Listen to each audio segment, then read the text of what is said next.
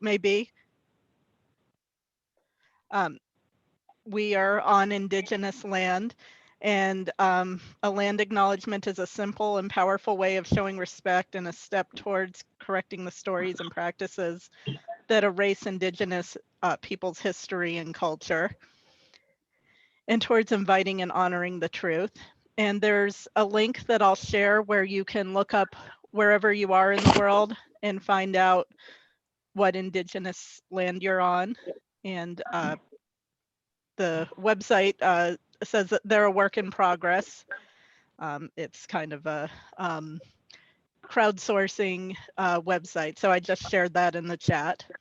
So we just wanted to acknowledge that. We know that is just one one step, and that's not enough, but it's a beginning. And I also wanted to do a note on confidentiality. Your names can be seen to each other, but not in the video. You can rename yourself if you want. You can rename yourself whatever you would like. And you do that by right-clicking on your image. If you have any questions about that, you can put a question in the chat. And you can turn your video on to be seen by one another, or you can turn it off. And only speakers and Rethinking Psychiatry core members, such as myself, Grace, David, will be in the video. And please use the chat Q&A to submit questions. I'm sorry, yeah, please use the chat to submit questions, and I will do my best to keep track of those, and we'll do our best to get to all of the questions. I know when we've done this before, people had a lot of great questions, so we'll do our very best to get to everybody's questions. Or you can raise your hand, quote unquote, which is an option at the bottom of the screen. I believe under that's reactions. Yes, under where that's reactions, and there's a little smiley face. Raising your hand is an option. I'm not sure if that's an option for everyone, but I believe it is. And in that case, we would unmute you, and your voice would be on the recording. So if you don't want your voice on the recording, you don't want to use that option.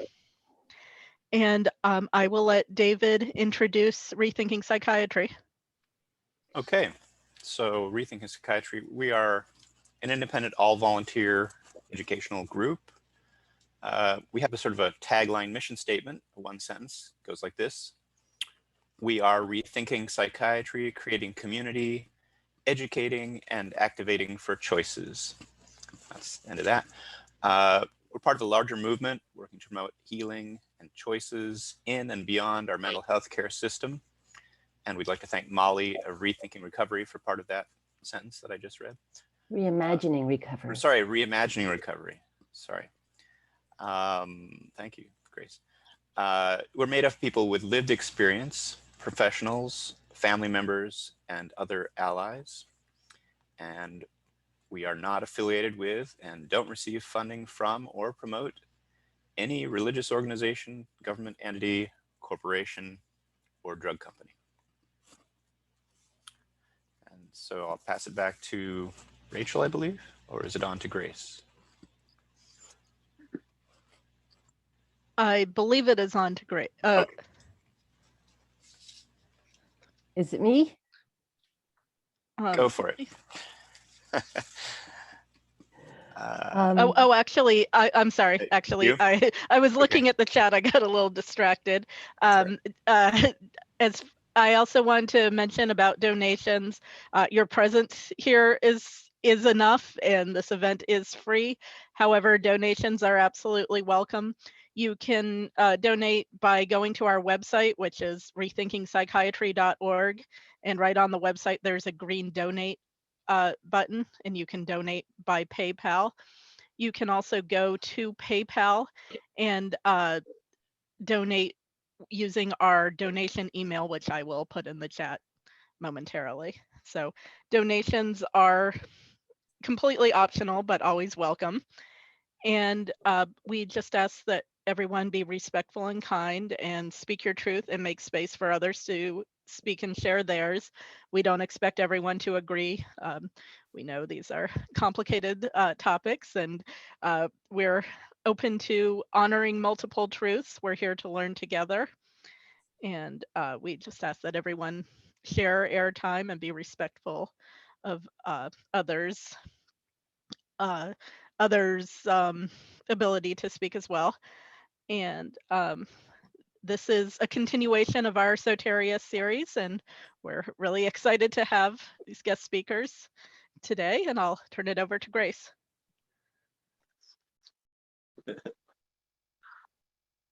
There I am. Hello, everybody. I'm so excited you all are joining. Feel free to put who you are, where you're from, what your pronouns are, whose land you're on. If you want, any of that could go in the chat, and we would love to see who's here. And I think we started out as a local Portland organization. That's the traditional, we're on the traditional lands of the Multnomah and Clackamas and I had this Tillicum and Multnomah, I believe. and yeah, and Cowlitz and Confederated Tribes of the Grand Round, and depending on how far out you want to say, there's many traditional peoples whose land we're on and who continue to be here and continue to be stewards of the land and community. And now we're also the 9th largest concentration of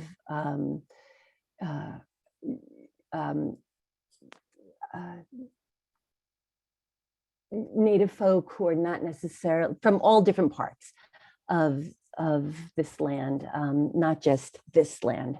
So thank you all for letting us be your guests.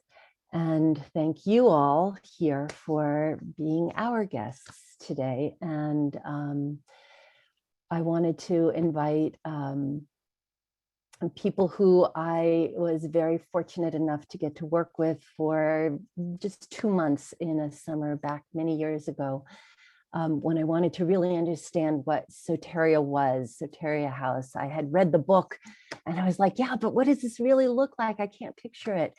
And Susan was very kind to say, yeah, I guess you could come on up and work here for a couple months. And I got to meet Matt and Spencer and other wonderful, amazing, magical people, deeply respectful people. And so I want to turn it over to,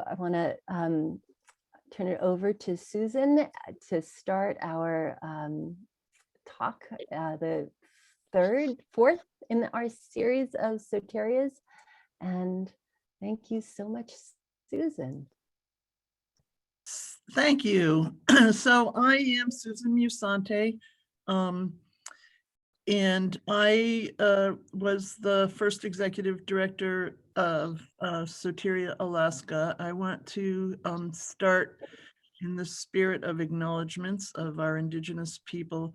I'm sitting on the Naina land at the moment, but I want to acknowledge the people of Connecticut, of the part of Connecticut on whose land one of the state hospitals, Fairfield Hills Hospital, sits, although it's closed now. The decrepit buildings still sit on that land. And these are the people of the Whittaker tribe. And I also want to acknowledge that the Whittaker tribe, which was closely related to the Pequannock people, which is, I'm absolutely certain the house I grew up in sits on their land. Anyway, I also want to acknowledge, because I think this is important in understanding how and why people come to work or try and develop Soteria houses, that I grew up in a very large immediate family with a huge extended family, and half of them lived in the neighborhood. I lived in the house of my grandparents and my great aunt and great uncle downstairs as a child. We had a great aunt and uncle and a couple of their adult children. My cousins lived next door.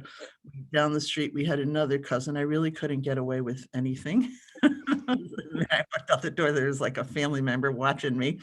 But I wanted to acknowledge that because I grew up in what was chaos, but it was compassionate chaos. People would stop over. You never knew who was coming by. My aunt always had tomato sauce on the on the stove, and people would show up and she'd make a big dish of polenta.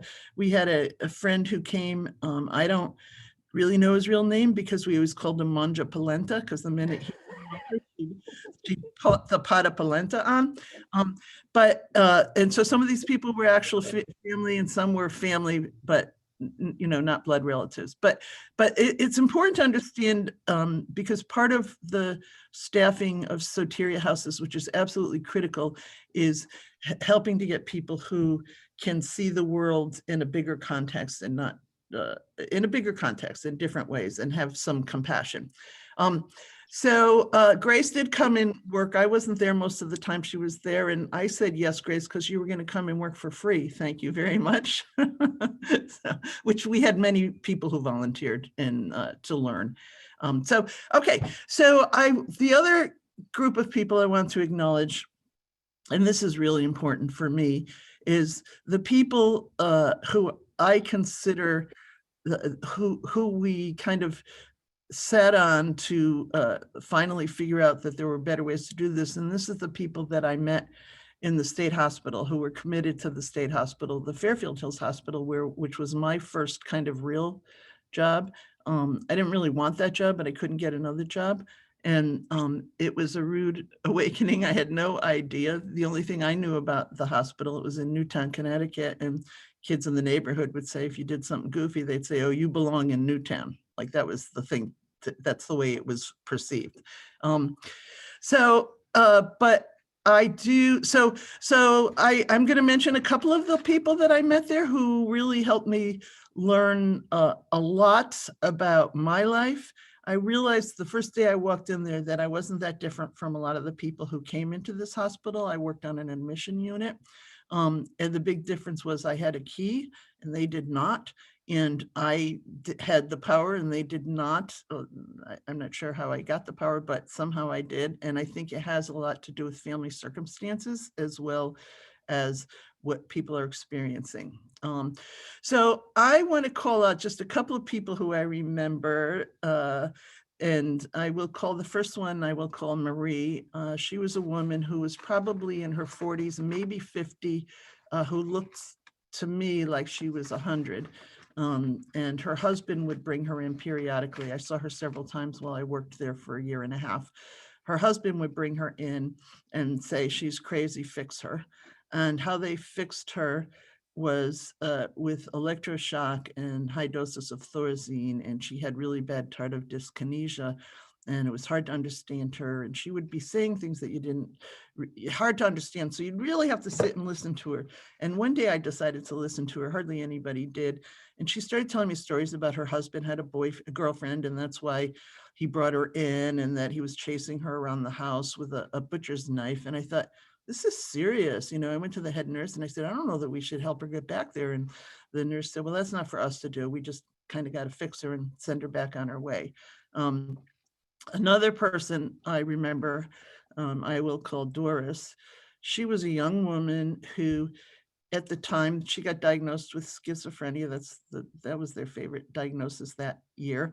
And she was given pretty large doses of Thorazine, if I remember, and she had no home. She was on the streets, but she was really very creative and passionate.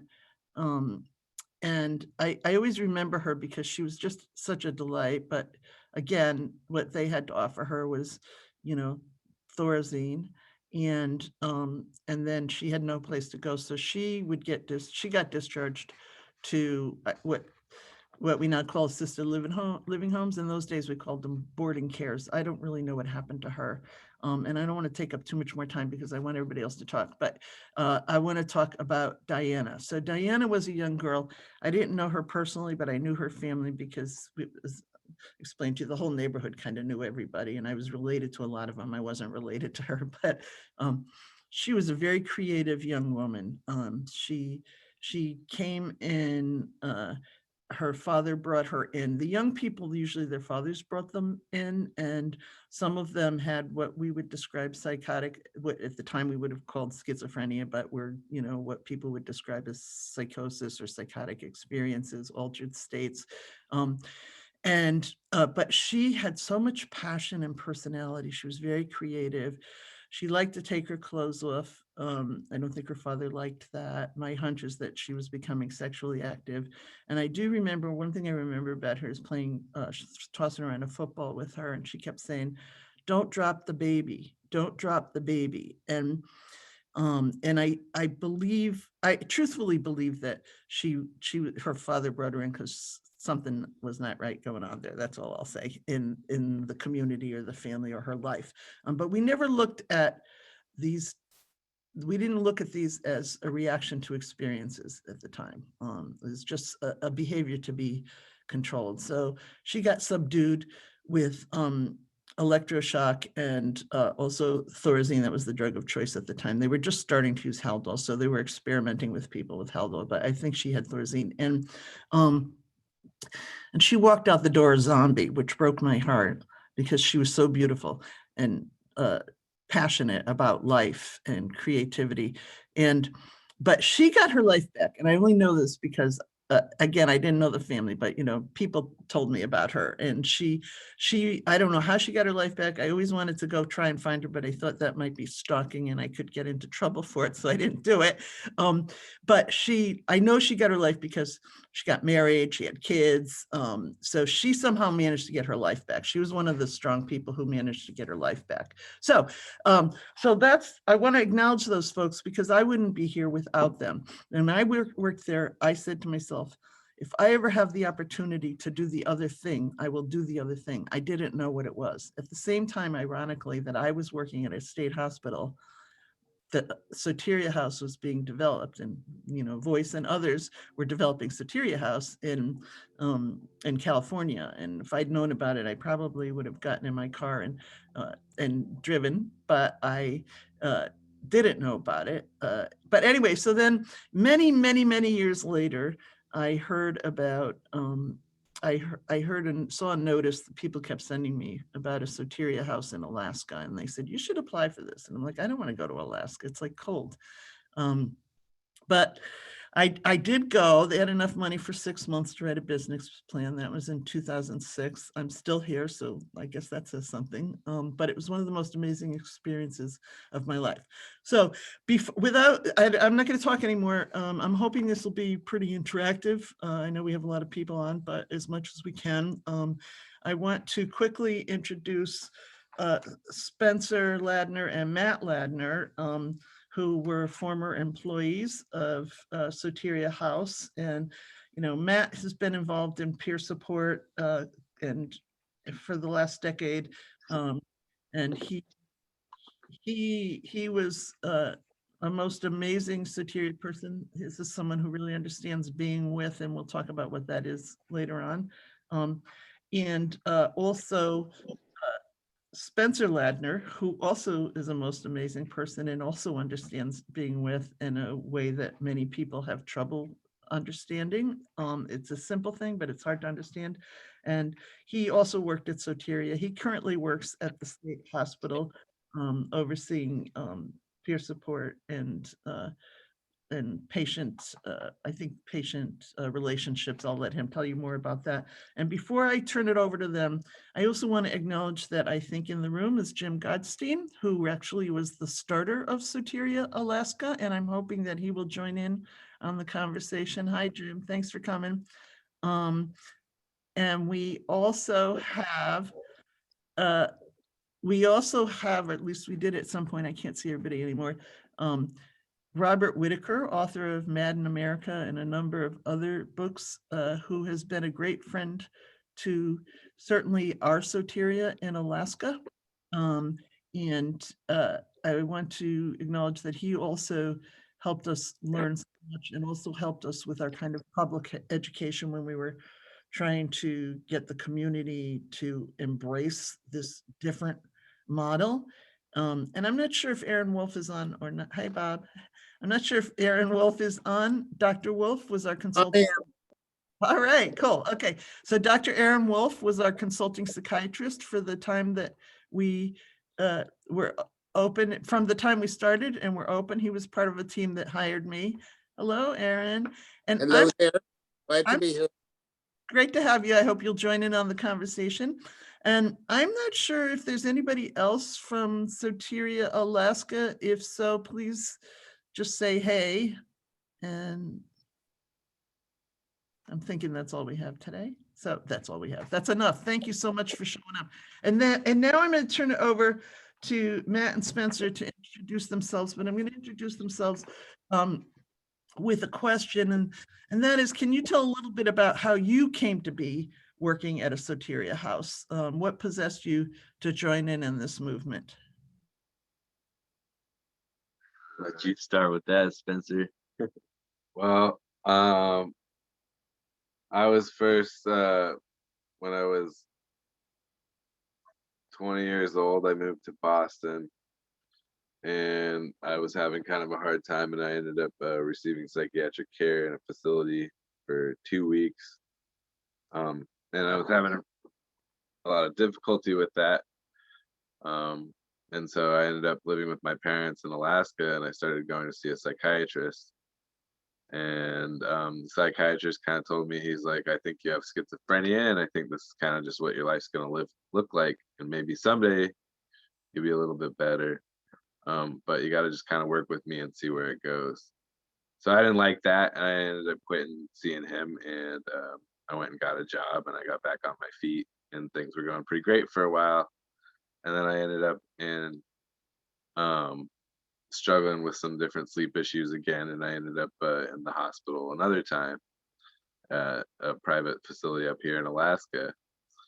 And so I spent another week there, and that was kind of its own uncomfortable experience, and a lot of difficulties and stuff. And mostly at this point, my family realized that I had a lot of stress and difficulty when I was in the psychiatric facilities with the experiences that I had while I was there. And so they felt like if they could help me manage my symptoms and my circumstances, then I would have a lot more success.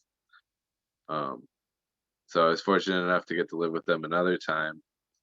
And my parents and my sibling here, Matthew, and my other siblings helped me out through that experience.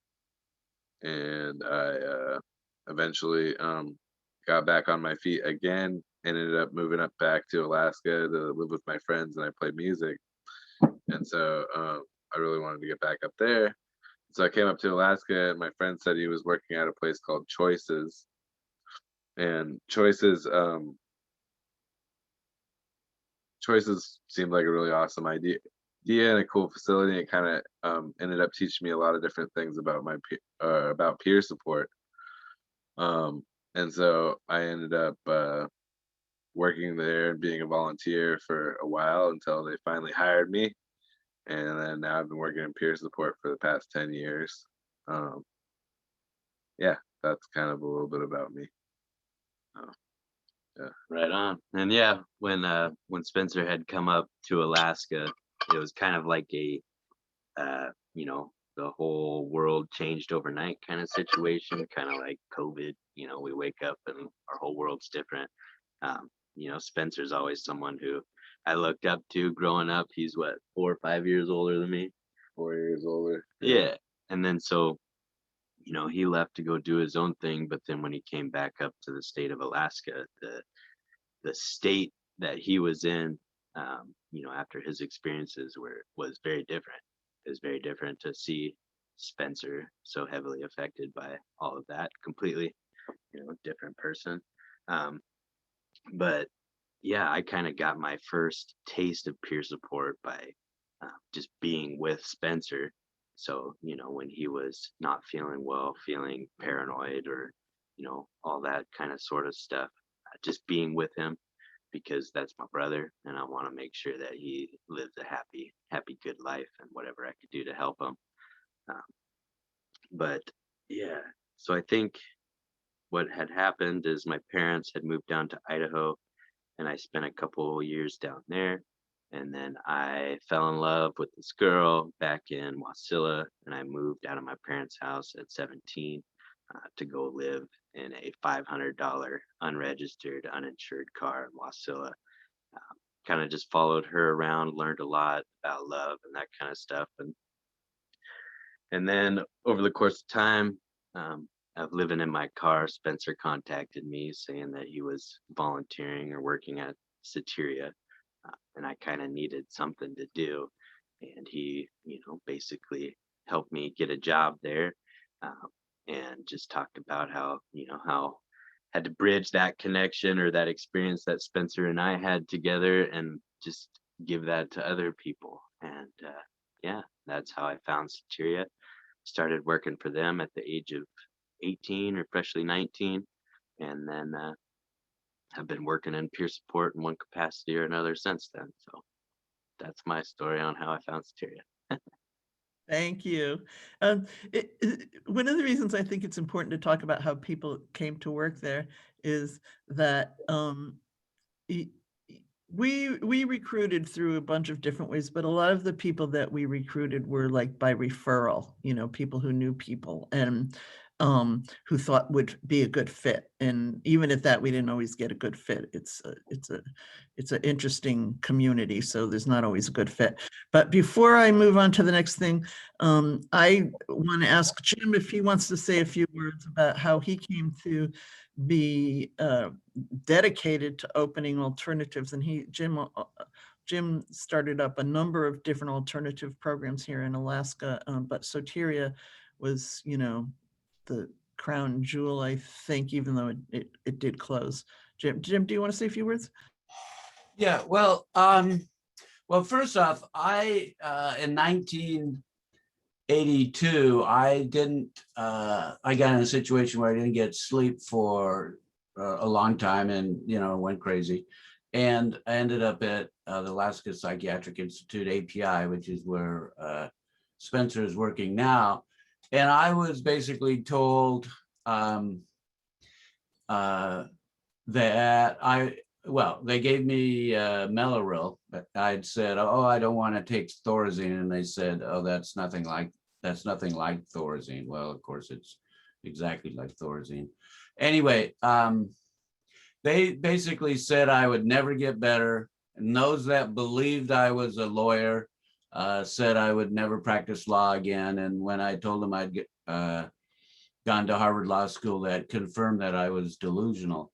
And I was really lucky not to have been made permanently mentally ill by the system. And that pretty much changed the trajectory of my life. So I started working on supporting, as a lawyer. And so I did that, and I did other advocacy stuff. I was on the Alaska Mental Health Board for quite some time.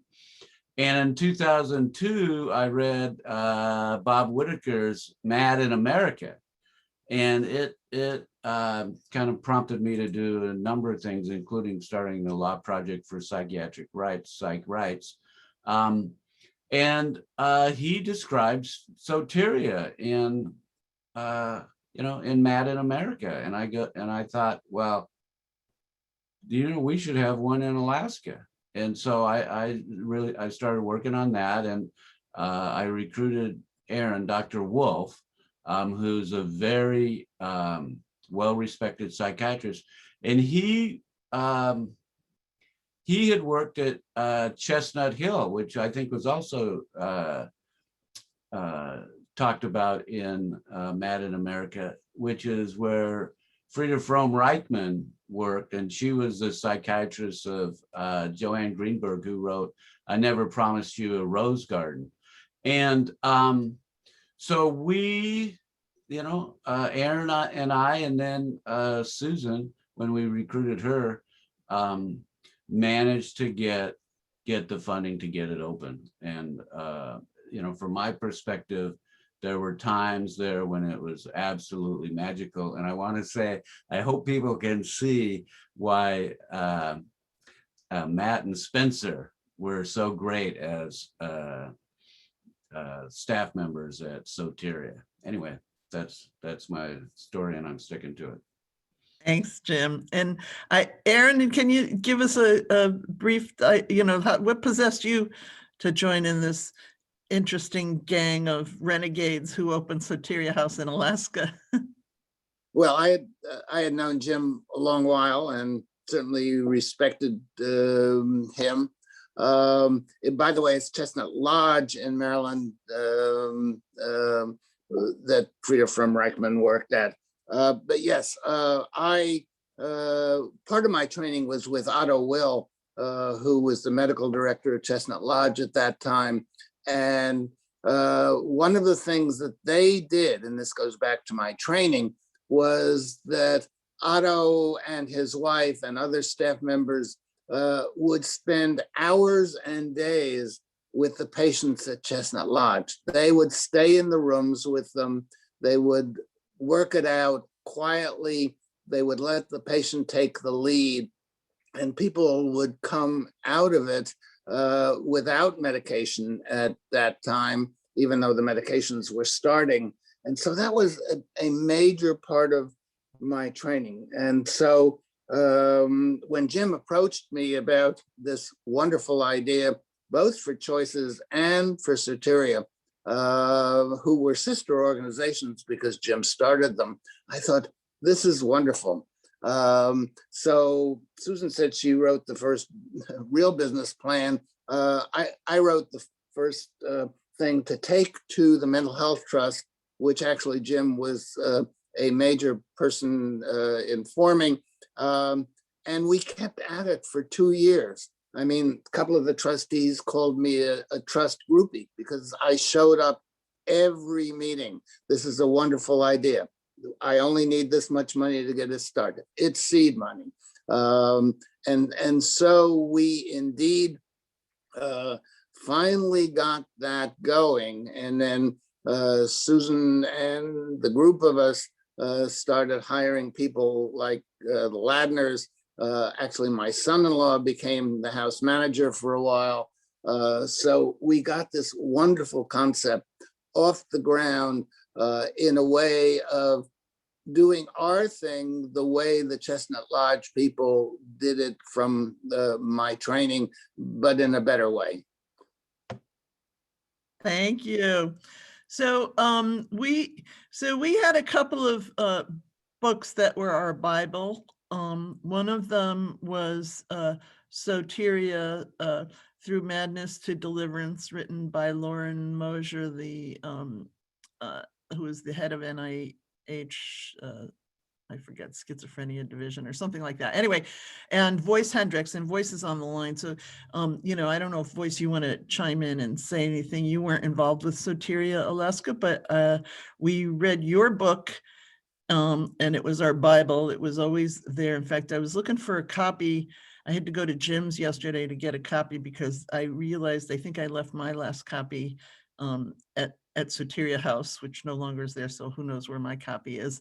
But if you have any comments, and also our other Bible, which really helped us try and understand this, because there weren't too many Soteria houses. There weren't like Soteria houses to go visit. So our other Bible was Robert Whittaker's. So if you guys want to chime in or not briefly, and then we're going to move on, but I'd love to hear from you as well.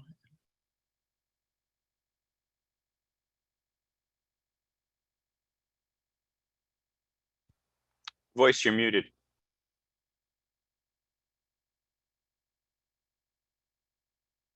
So much for technology. I never experienced Alaska. I feel sorry about that, but I experienced Jim, and so I have a sense that what you guys did down there, and what I've heard since in the last few months. I see you. You guys reflect what we were doing at Soteria and San Jose. The only difference is 50 years. The world was different in 1971 than it is in 2001. But other than that, you beautifully adapted the model from what I can see and hear. And and like I said, I've had a relationship with Jim over the time, and I've talked to him. I've always been impressed with him, and I'm glad to see Robert Whittaker here, because he's another one of my heroes. Okay, all of you are my heroes, but these people I haven't talked to in a while, I'm sorry I even said that, because there's so many others that's probably listening that are important to me too.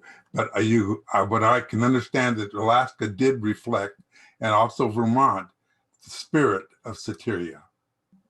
And I think, without bragging, I'm the one who was at Soteria the most, and to reflect the reality of Soteria, the whole experience of Soteria.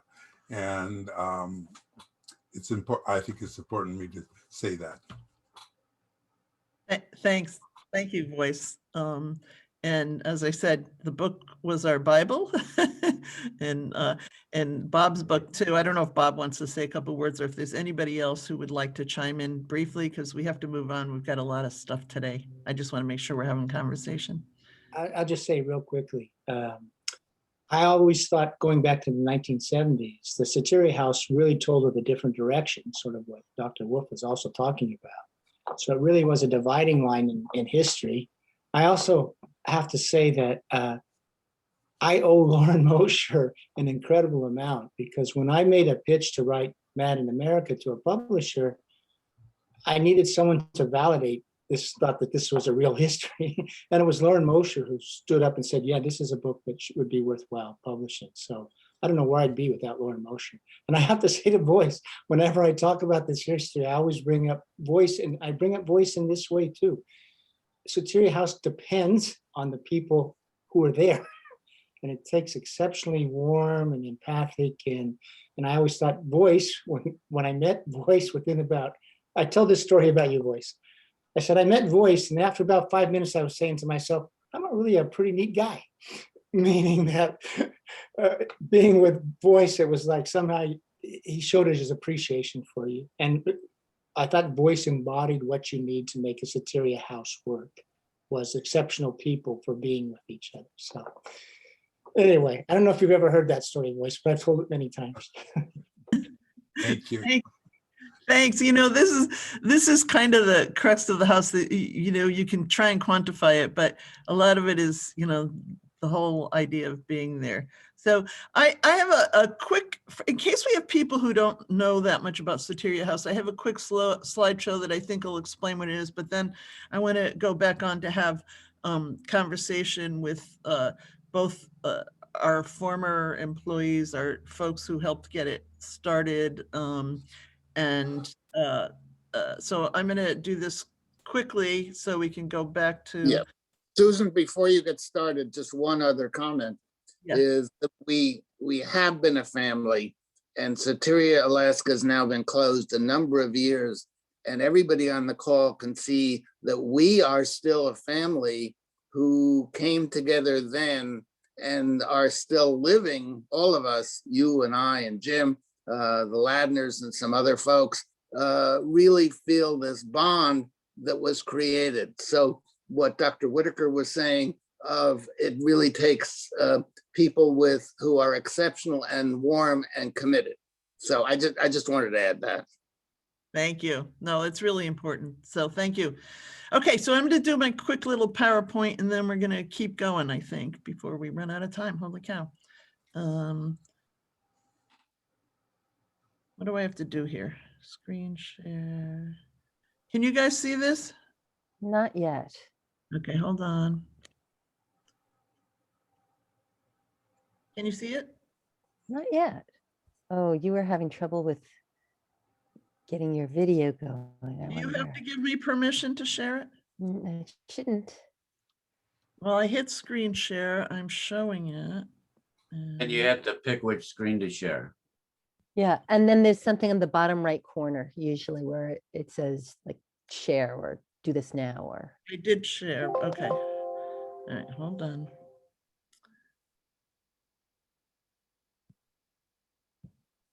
There you go. Can you see my screen? Yeah. Can you see my PowerPoint? No. Okay, now can you see? Yes. Now can you see it? Yes. Yes. You Yes. did it.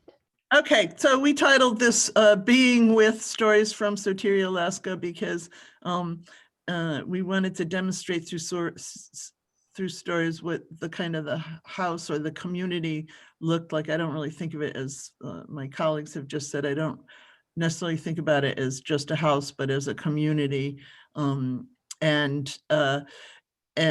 it's hard to understand what it is unless you get to go be in one, but we're going to do our best. There's two areas that I'd like to help people understand that want to move forward and do Soteria-like programming. One is what the community actually looks like, and the other is, how do you actually do this? Where do you get the funding? How do you get the house? How do you deal with the neighborhood? And that's a whole nother story. So we don't have 8 hours to do this. So we're going to focus on the community, but I know that there's going to be more in this series and a summit. And hopefully we get to talk about the nuts and bolts of how you actually open it up. How do you fund it? And that sort of thing. And what decisions you make. Everybody will do it differently, but what decisions you make about that. So here we go.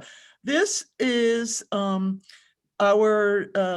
back porch, and see, before I even knew you were coming, Robert, I had a quote. I think this one's from you. I put your name on it, which really is, when you looked at the research, you know, in every instance, people who were involved in psychosocial type programming did better than the conventional treatment of the time. So real quickly, the Soteria approach or model, as I understand it, is that you have a small home-like environment. It's in the community. It's not in an institution. You actually use the community, and by the community, I mean the greater community, but you also use the Soteria community, the relationships that are formed as part of, it's a non-medical, but as part of the thing that helps people move through madness to deliverance, using the book title. Being with, we're going to talk about that in detail, and contextual thinking, or qualities you want in your staff. I don't know how you assess for that, other than watching them. And then really in our house, people that graduated, they left, but they had continuity in the community. They came back to visit, they came back for dinners, et cetera, et cetera. And then, okay, so to me, the simplicity of the Soteria approach is being with. This is like the crowning jewel of the approach. But it's complex, and there's this notion of contextual thinking, and there's so many kind of contexts in which you can look at somebody's how they're being at the moment. And there's the community context, there's kind of their individual life, there's social, cultural, there's family context. So people react in their own environment in different ways, and they get triggered in different ways. We embraced people's experiences. We didn't try and control them. It may have them stop doing it. And nonviolent behaviors were embraced. We did not embrace violent behaviors, but there's always some of that. And then really people were encouraged to make meaning of the experience. So this photo is our kitchen. A lot of what happened was in the kitchen. In fact, I almost always, Aaron mentioned his son-in-law, who was the first house manager, and you know, he was always in the kitchen because he was a chef, and but he would involve everybody in sort of the cooking. So there's a lot of activity, and we would just be around the kitchen a lot of the time. And of course, we had our meals in the kitchen and the dining area. Sometimes we had house meetings in the kitchen, and then our very famous Pizza Tuesday, which was instituted by one of our former employees. I think it was Foster. And the house came up with a recipe for dough, and every Tuesday they made dough, and everybody put whatever they wanted on their pizza, and people would come by. But it was a great community activity, really, and lots happened in the kitchen, which is the way my house I grew up in was. Everything happened in the kitchen. Since I'm here, I'll say I was in charge of Pizza Tuesday. Okay, good. All right. I couldn't remember who did pizza. You were Pizza Tuesday, so yeah, I showed everyone how to make pizza. It was my recipe. Okay. So can you give me the recipe? Because I was thinking it might be good for me to make a pizza one of these days. Yeah, no, it's pretty good. I mean, it's like a 60% moisture rate pizza dough. It's pretty easy.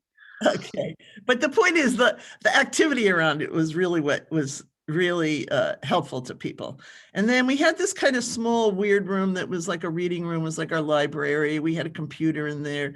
We had music. Sometimes we had meetings in there, and we did a lot of when we had one-to-one being with might happen in there. There was a couch, which you can't see in this picture.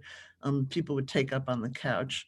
Our living room also, house meetings, larger gatherings, TV, family meetings. The original Soteria, as I understand it, had something called the vigil room. I don't know how often or how long that got used. We never had that. We kind of had a vigil couch, which was in the living room. People, we didn't relegate them to the couch, but people would take to the couch when they first came in because it was very comfortable. And they, I don't know, it just was a comfortable place. And then we could, you know, and other community members and staff could be with them in the living room. So I already showed you a picture of the deck. Again, we had a fire pit outside, we had fire gatherings, we had house meetings, all kinds of being with group and individual. We had, oh my gosh, we had badminton tournaments, snowball fights. One of my favorite house meetings turned into a major water fight. It was really great for people to move about, and it was fun. They cut their aggression out, but it was fun. And so the deck was a prime spot for us. I'm not an expert on this. We've got voice in the room, and I think Robert also knows more about this than I, but basically the first Soteria, just for those of you who are kind of new to this, was an experiment, you know, and Lauren Mosier, Dr. Lauren Mosier, who was a psychiatrist, wanted to ask the question, can people with first or second episode of psychosis become well? You know, respond positively if they were treated in a home-like environment without antipsychotic medication. So it was research. There was there was a control group, and really the results were such that there were the 6-week outcomes, as I have read about it, I wasn't there, were similar between the groups. But once you went out beyond 6 months, Soteria had higher recovery outcomes, if you will, in terms of work, social roles, use of medication. Soteria was had definitely better results in that arena. Alaska, we did, I don't think they were able to get on, but we had an interim, we had a couple of short-term evaluations. It wasn't research. This was done by Anda and Brian Saylor and researchers.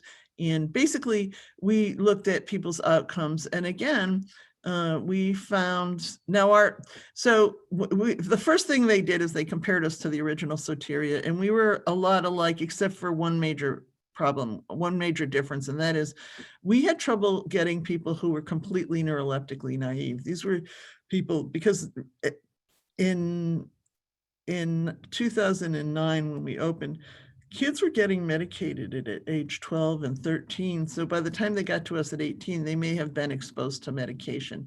But we still had good results, even though, you know, the population was a little bit skewed differently, but we had good results. And also, I will say that we prioritized our people who we admitted into the program, which we would always, if we had a bed, the first choice would be someone who was close to the original Soteria residents, because we knew the research was on them, and we knew they had great outcomes. But then we might have, if we didn't have someone to move in, if we had someone who maybe had been newly to medication or maybe had been prescribed but didn't want to take it, they would come in. And the third group that we always put in, and this was important, are people who did not, who aspired to not be a chronic mental patient. Like they aspired to not be that. And those are the folks who did the best because they didn't want to get stuck in a system. And that's all I'll say about that. Cost benefit, you know, at the time when we did this, hospitalization was costing $1,200 a day here in Alaska. Soteria was like $350 a day. And then of course you have the long-term cost benefit, which was reduced recidivism, you know, not, people weren't using medication or less medication. And a lot of people here in Alaska get relegated from hospital into assisted living homes, which we used to call in the old days boarding cares. And of course, there's the social value. People went to work, people went to school. They did that while they were at Soteria, Alaska, or some of them did it afterwards. A lot of them started and then as they transitioned out, continued to work and go to school, get boyfriends, girlfriends, husbands, wives. So there were those, the true benefits. We had a bunch of challenges, which we're going to speak to at the end of this. So I think I'm going to stop here. Let me just, I'm going to stop here because we'll get to that later. And I'm going to end my screen sharing.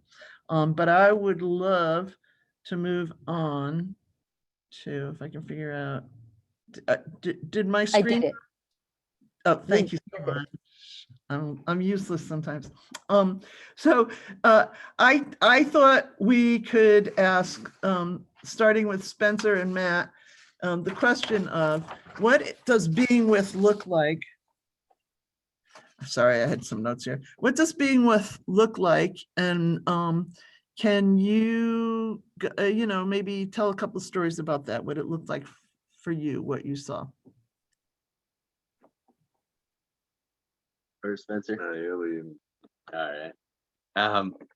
Well, my understanding of being with, again, it really comes from my relationship with Spencer and his relationship with the whole psychiatric world. Right. So as I said before, here's my brother who I looked up to, you know, all growing up, and who had completely changed the next time I seen him after, you know, his initial experiences. And right, this is my brother. This is someone that I love. This is someone that I want to see blossom in this world and do well. And you know, it was difficult at the time for any of us within our family to really accept that Spencer Ladner is a mental patient and he will never have, you know, a life and that kind of stuff. So even if we were hanging out and Spencer was concerned that, you know, the cops were coming to get him, or, you know, even specific people that I knew deep down he really loved, you know, that he at times would become afraid of. To me, being with him was acknowledging that and helping him work through that, you know, logically and emotionally, you know, and kind of just processing my own feelings of frustration and not really allowing that to impact Spencer, right? I guess I kind of glazed over earlier. A big part of my experience was being put on Haldol. I moved to Massachusetts. I was put on a pretty high dose of Haldol because they wanted me to make it safely on the plane. And they weren't as keen on these newer atypical antipsychotics. So I got a bunch of Haldol and I gained 80 pounds and moved back to Alaska. And so I was just kind of this large zombie that kind of probably scary to my younger siblings and frightening to be around. And so they kind of all had to adapt to that circumstance in that situation, with the knowledge that their brother was like freshly from a psychiatric hospital and, you know, consistently talking about suicide. And so my whole family had kind of a huge period of mourning and difficulty and stuff during that. And so really, then a part of a lot of that was just sitting there with me and hanging out through that process and helping me out through that process. And kind of just listening to me and trying to help validate, you know, what shared realities we have, are kind of also, but reality, you know, validating my concerns and my thoughts as being present and real. And so part of us transitioning to working at Soteria was having kind of the knowledge that that was what had really helped me succeed, but unlike other people we had met in our lives. I remember clearly Maddie's one of his older partners. They had an older sibling who had died in an assisted living facility, um, who was kind of left there, after they had been psychiatrically hospitalized, and that became the rest of their life. And then they ended up drinking a whole bottle of cough medicine and passing out and dying in the facility. And so this was a clear and present part of our lives that, there was a real possibility that I could have just ended up in an assisted living facility, on held all the rest of my life until I died. And so, the sense of urgency and the sense of need from my family was really relevant in that circumstance, that I needed to get better and I needed to succeed. And so I kind of skipped over the whole part of I would manage to quit taking Haldol, and find different or not just find different medications, but to avoid medications entirely and to be able to come off psychiatric drugs and succeed. I'm used to telling the story in a really canned way and a professional sense while I work in a psychiatric hospital, so I don't really get to talk about having been able to successfully not use atypical antipsychotics for the past more than a decade of my life, which I feel really fortunate for, to have my full sense of faculties.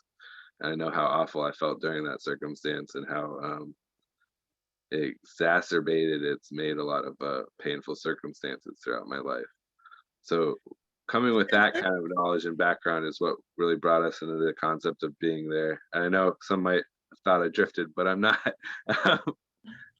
The concept of being there is being present and hanging out with the person through that circumstance, and not just as a method to invalidate them or to reorient them in our shared reality, but to kind of help folks to get through their own experiences and redevelop their own thought processes in a more successful way. Hey, Spencer, when Yeah. we were talking the other day, you were telling a story at the house about Mo and Dan, and I think you said it was your first day there, and you encountered. Can you talk about that a little bit, about how y'all got through that situation? I think that's my story. Oh gosh, I told you guys look too much alike now. Well, can you? One of you? Yeah, I mean, I can get to that. So yeah, I had that experience of, what could I'm just gonna keep touching on Spencer's story just for a second to give some context. But I mean, what could our family have done for Spencer in that situation? I mean, we could have put him into a group home or, continued encouraging him to see his doctor and take his medications. But what we did was loved Spencer and accepted him for, whatever his thinking was, even if it was a little bit confusing for us. But so after that, and I started working at Soteria House. The story Susan's referencing is, one of my first days working there. I remember it was nighttime. I was training. I didn't really have, a whole lot of understanding of what was going on outside of my experience with Spencer. But I do remember it being dark, and Dan, who was working there at the time, kind of training me, had informed me that one of the clients was in the backyard, swinging a 2x4 to the shadows in the dark.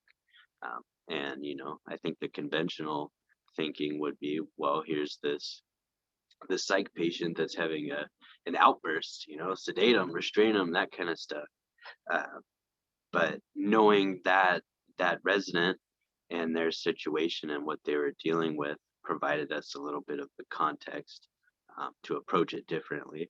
And so here she is swinging her 2x4 out in the backyard at the shadow people that she saw and that she, dealt with over a period of time. But just providing her that love and acceptance and validation. I know Dan kind of approached that situation just because I was new, talked with her, validated her experiences, and just got her calmed down to the point where he could take, the 2x4. And so the area was safe. And then just the follow through with that and talking to her about it and that experience. it's a little difficult to recount all the specific details, but again, I think what I think is important is that understanding that, you know, the conventional way of restraining that person going through that would have been more damaging, rather than you know, just giving them love and kindness and understanding why they're doing that within their reality, you know, and try to be with them there in that reality to accept it and understand it and de-escalate the situation that way. Thank you. So do you guys have any other words of wisdom or stories about what being with looks like? Sounds like we got a lawnmower going in our backyard, so sorry about that. What you guys been through? Very similar stories. Yeah, mostly following, you know, going with people, you know, either let's go see, you know, how can we handle the grocery store, you know, or let's go to the, you know, the shadow people or the boogeyman. Let's go face those, you know, fears or concerns. So let's talk it out. Yeah, I can recount another time, you know, where I took a resident to Cars, and the resident was, you know, in active psychosis, and you know, here we are trying to get probably ingredients for Pizza Tuesday, keep that tradition going. Sorry about the lawnmower. And But yeah, Cars is a local grocery store up there, right? correct. Yeah, Safeway chain. But yeah, so going there, and then here's this resident that's experiencing their own thing, and you're trying to keep them, you know, on task. Well, we got to get pizza, we got to get cheese, we got to get pepperoni, all this stuff, and then, you know, something within their mind derails them to, well, let's go into this auto glass shop and rip everything off the wall, and, you know, make a scene. And you know, the other part of being with there is, again, conventional thing. Oh my God, call 911. Let's get, you know, EMS here. There's this person freaking out. But, you know, as a Soteria employee, being with that resident through that situation and trying to explain to people in the moment, like, you know, oh, she's my friend. She's having a hard time. She doesn't mean it. You know, I'm here to protect her, and that kind of thing. But yeah, just being able to express, you know, how people are feeling, but in a way that your natural population can understand it, I guess. Yeah. Since you guys brought up Cars, I'm going to highlight the importance of the Soteria community, but also their interaction with the greater community. And we got the Cars, which was the local larger grocery store, got pretty good with us. So I remembered I went to Cars with someone, and she was, you know how they have the self checkout, and she didn't want to stand in the line, so she went to the self checkout, but she was having trouble, and she was getting very frustrated, and I was like, oh, this was a mistake. But one of the Cars employees, because they kind of got to know us, he just came over and he said, can I just help you do that? Like, I can help you do that. And, you know, he could have said, because she was getting pretty agitated, he could have thrown us out. You know, we were getting to the level of getting thrown out. And he just came along and said, so I like to think that, not me, because I wasn't there all the time, but, you know, people, largely people like Spencer and Matt, like trained the whole community at some point. And you know, that was kind of the beauty of the Soteria House also. And I would say, so I'll give one other example. One of the things that we did when we were being with people is the community. Sometimes we would just join in with people. And I was kind of like on call, like if there was a problem that they felt they couldn't handle, they weren't sure what the right thing to do was. I wasn't necessarily there. And I lived by car, I could get there in like 5 minutes. And I did more than once, but I was getting to a place where I really wanted to coach people and not, you know, have to go running over there all the time. So we did a good job of that. But I got this call one night and we were like, we have somebody who's making a lot of noise and she's really getting agitated, and what do we do? And I said, well, we call a house meeting. We get the whole, and so I'm on the phone and we get a whole house meeting and everybody is there to support her, which if you were in the state hospital, they would put you in an isolation room and take you out of the community. We brought the community in, and I was on the phone and I had this dog, and my dog could hear her, and my dog started howling, which was it's like, oh my gosh.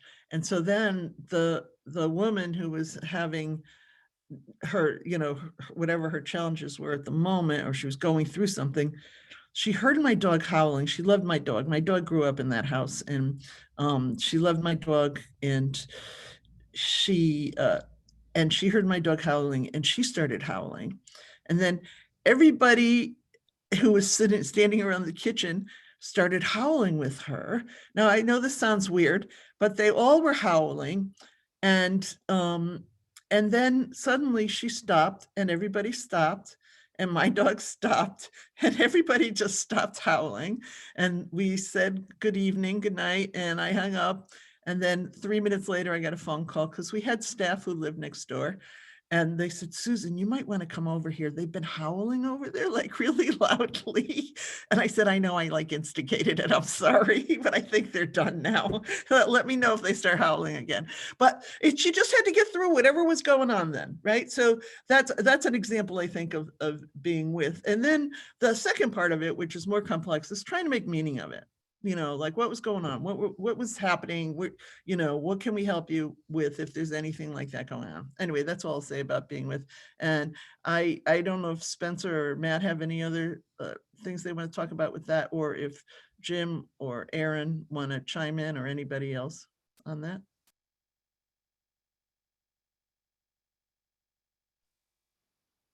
I mean, it's been 5 years since 5-6 years since the program's ended. It's difficult to recount specific situations, but yeah, that concept is very dear to all of us. I liked what Aaron had to say. We all do feel that bond towards Soteria. That was a good statement. But yeah, I'd like to open it up if anyone else had any stories they wanted to share. Absolutely.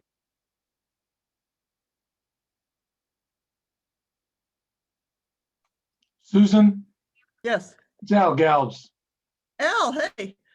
How you doing? I just want to say, as you remember, I used to call Susan every once in a while because I believe that Soteria was absolutely essentially important to begin to change how people understood states of being that we call psychosis. Such an important movement to find another way to help people go through the experience they were in instead of stopping it, and helping people go through that experience towards recovery. So I would call Susan every once in a while and just check what was going on. And Susan, there were two things, two incidents you told me about. Maybe you can say something about them, or Matt and Spencer can. One was, there was a woman who was making so much noise at night that the neighbors were complaining.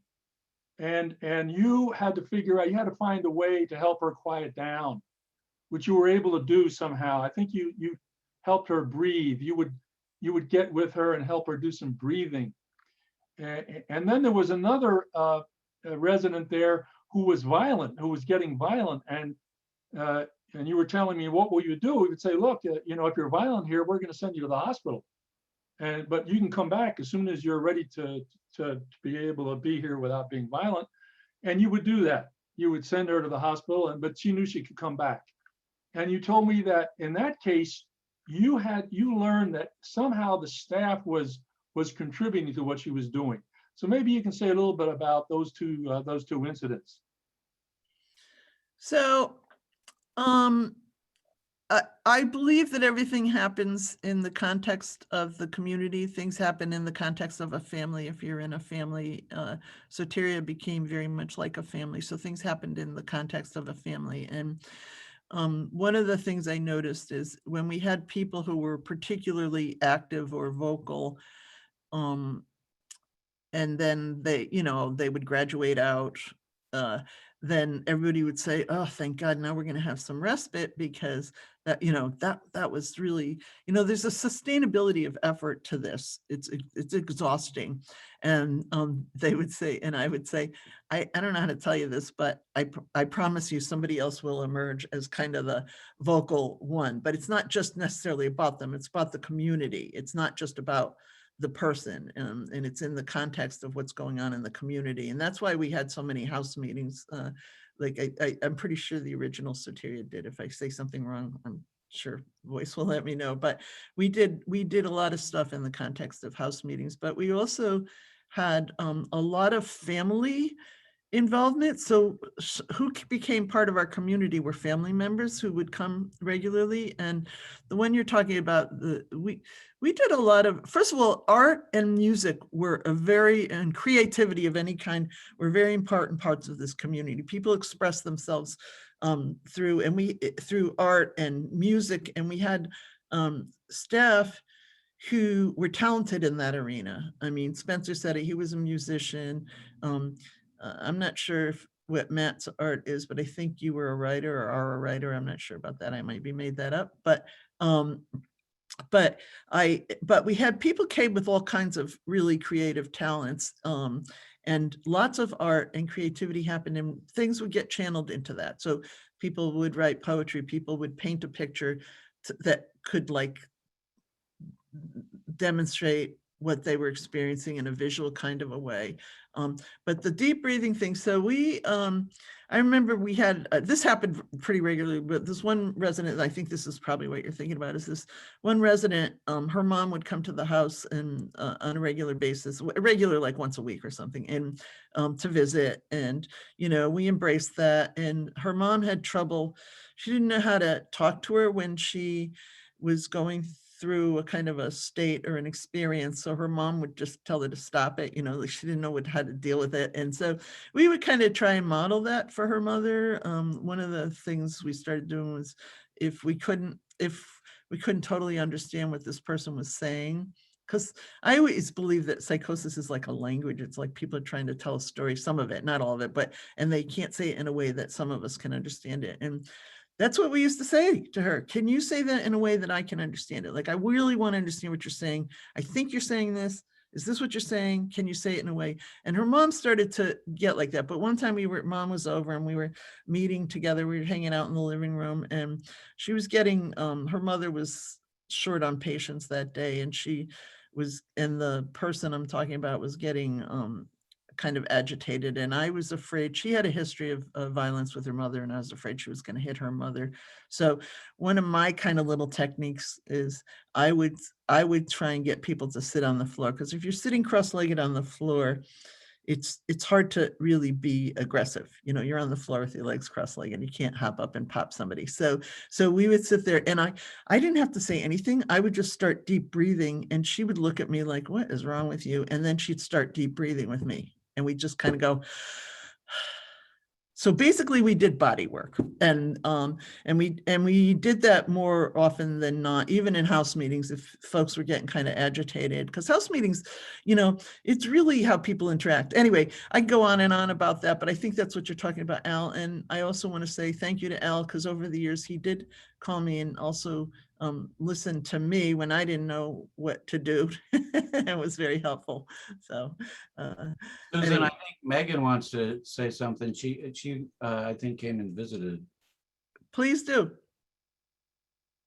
Sorry, that I am not a visitor. I'm in Portland, Oregon.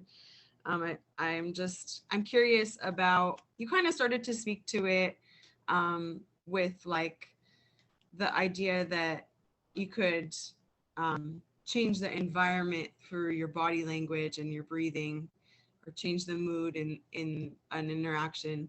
But I was thinking about the thing that I learned in peer support, as somebody who enters into a role of support for people, how could you speak to the need to negotiate like a shared need for safety when you're in a role of supporting somebody, but you're encouraged in peer support to say, you know, when things are getting to be too much for you, or to be direct with people, you know, if the interaction is heightening. And so how would you speak to that? Like if you've been in a role where maybe you want to be like supporting somebody, but how do you negotiate that? I'm gonna ask if Spencer or Matt want to respond first before I jump in, and then I'm glad to jump in. So trying to understand what exactly your question is. You're saying like if you're in a situation where you know, potentially the danger's heightening, like what would you do to? Well, if you are finding yourself like getting heightened, like I would say, what is the difference between, you know, being a passive participant in somebody else's experience versus telling the person like, hey, like I if you feel overwhelmed by the way they're showing up, do you ever tell them that?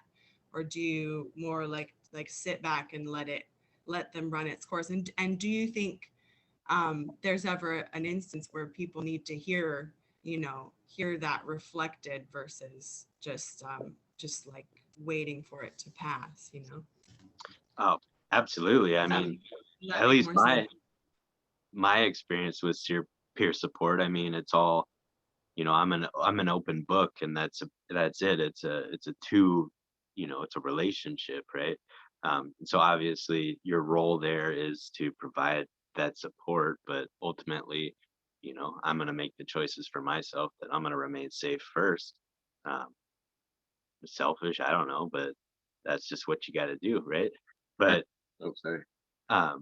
yeah, but I think that the open communication is a very important part when it comes to giving peer support. You know, if I feel unsafe in a situation, I'm going to tell, you know, whoever I'm working with that, yeah, I don't really like what's going on, but, you know, not in an authoritative way, but just in a, you know, a way to connect with them. I mean, I would share my feelings every day, you know, but like if I felt anxious that day, you know, for whatever reason, I'm going to be open with the people that I'm working with and tell them, you know, that I'm feeling anxious. But what'd you have to say, Spencer? Oh, sorry. I think that you have to keep your feelings in mind, and you know, if not to engage and know when you need to step away. But I think from all the experiences and sitting in with people who have been trained in open dialogue and stuff, I think it's important to bring up the feelings that your body is letting you know that you're in a situation and feeling uncomfortable.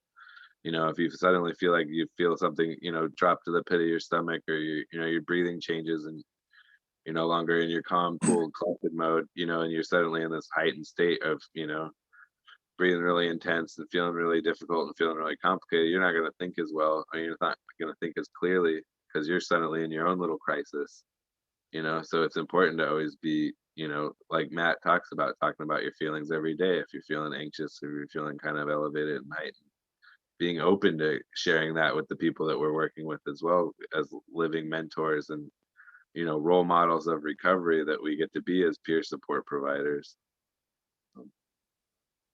So thanks. This is Aaron. There is also nothing passive about being with. Being with is really your interaction with the person, and not just being an observer. That is not being with. You are part of the interaction. And the people like Matt and Spencer, who put out their piece of themselves to be part of that, and Susan, to be able to wrap around and be with and let the person wrap around you.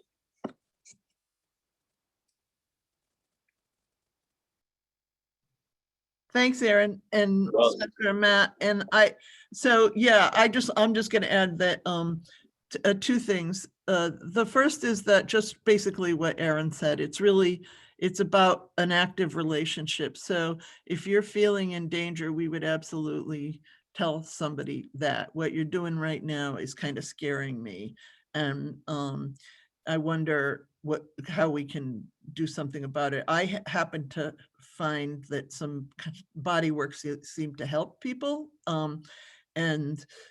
but everybody had their own way of doing it. But one thing I would say is that Soteria isn't actually a peer support model. It just so happens that Soteria Alaska had a board that was by its bylaws, consisted of 2/3 of people who either had been in a hospital, psychiatric hospital, or could have been by their behaviors and their history, and a lot of the people we hired weren't trained peer supporters, but they came with lived experience. It helped them become who they were, that put them in a place to be like really good at this, I guess is what I'd say. But that wasn't a requirement to work there. But yes, it's a very active relationship. Absolutely. But one of my mentors, Alma Men, who was project director for the original Soteria house, or research director, something like that. Anyway, she was one of my mentors, and she always said, never get in a power struggle. You never win a power struggle. Like that does not diffuse the situation. So telling somebody to stop it or knock it off, even though I'm pretty sure I have said those words at times because I'm not perfect, but it's really not probably the best way to do it. But absolutely, I'm not feeling safe right now. Let's talk about how we can make us all feel safe. Maybe you're not feeling safe, but let's figure out a way we can all feel safe, or something like that. But I hope we answered that question. Yeah, it seems like there's kind of this gray area between, like, is there a methodology involved, or does each person like bring their full personality to their job and have to like discover that in the process?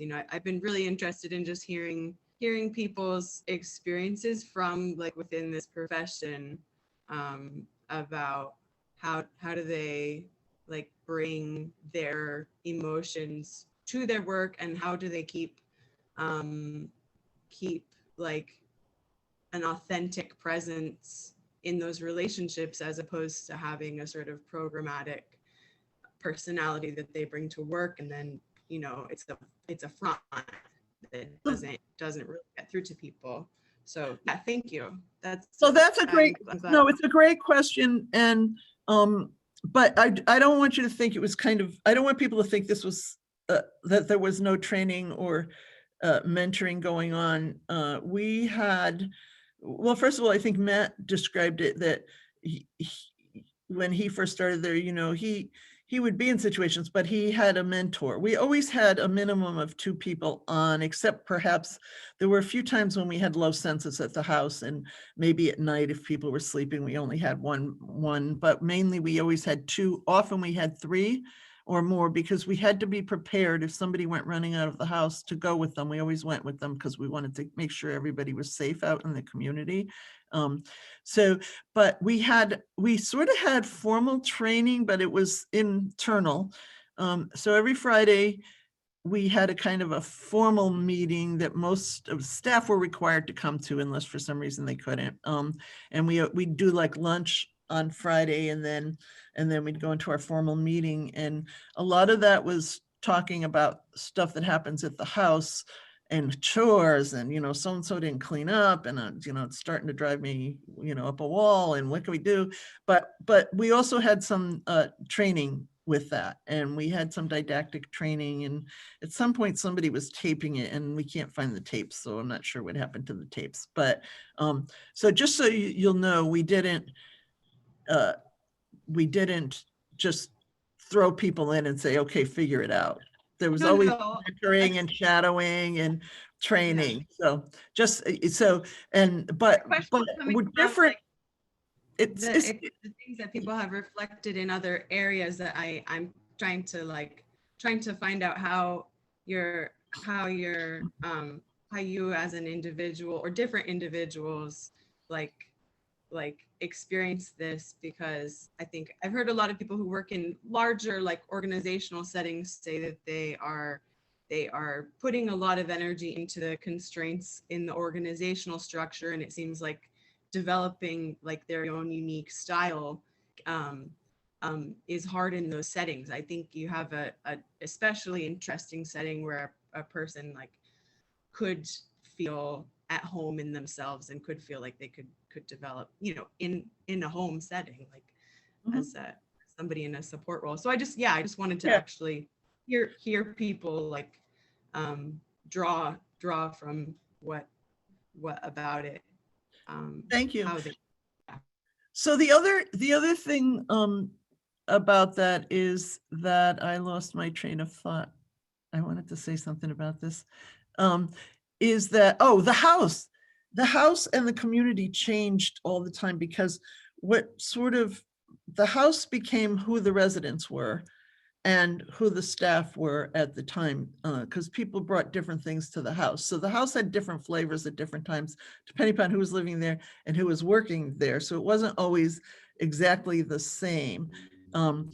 But we had minimal overhead because it was a small organization. So we didn't have we had enough policies and procedures to get funded and to keep us safe. And we changed them as time went on when we felt we had to. So there was kind of a flexibility that you don't get in a community mental health center, for example, or that you don't get in a state psychiatric hospital. And, you know, clearly there were people who had trouble with, you know, kind of boundaries, but basically we were always working with not only the residents, but the people who worked there as well. And we're going to run out of time. So I want to say, Susan, could I chime in for a second? Yeah. So I'm hoping Voice will just say one thing about what I think maybe would be relevant to what Megan's asking about, is this difference between being with versus doing to. And that, to me, like, I use that all the time now. I'm a therapist and also a person with lived experience. But now, as I'm doing my work with people individually, it's so relevant for me. And also, and I know Voice talks about that a lot. And also, Susan, you mentioned body work. And I know when I think of body work, I think of getting a massage. Or, you know, chiropractic or things that people do like that. And Spencer, you talked about this thing in open dialogue of tuning into your own bodily sensations. And, you know, I just want to clarify, I don't think you're talking about like, oh, you're having a hard time, bam, you're on the floor and now I'm going to massage you. You're talking about, you know, like body work, doing things that incorporate like breathing, or, you know, hey, let's sit on the floor, or noticing, like, you know, if I say, there's such a difference, I think, in feeling between somebody saying, you know, what you're doing is unacceptable and you have to stop that, versus, oh, you know, I just got a really like sinking feeling in my stomach. And one feels like being done to, and the other, I think, feels like it's really hard to quarrel with somebody saying, oh, I'm having this physical sensation. Like, it's not threatening, it's not a power trip, it's just being like the most authentic. So I just wanted to throw those two things in, I think, for me to clarify. I like to say something here. I'm reluctant to sort of come in because I feel like maybe I don't want to find like I'm overpowering anything. But what you're talking about now is a very critical piece of Soteria, and not only critical, but it's complex, very complex. Soteria, when I think about Soteria, the power of a Soteria, there's certain things that can't be trained.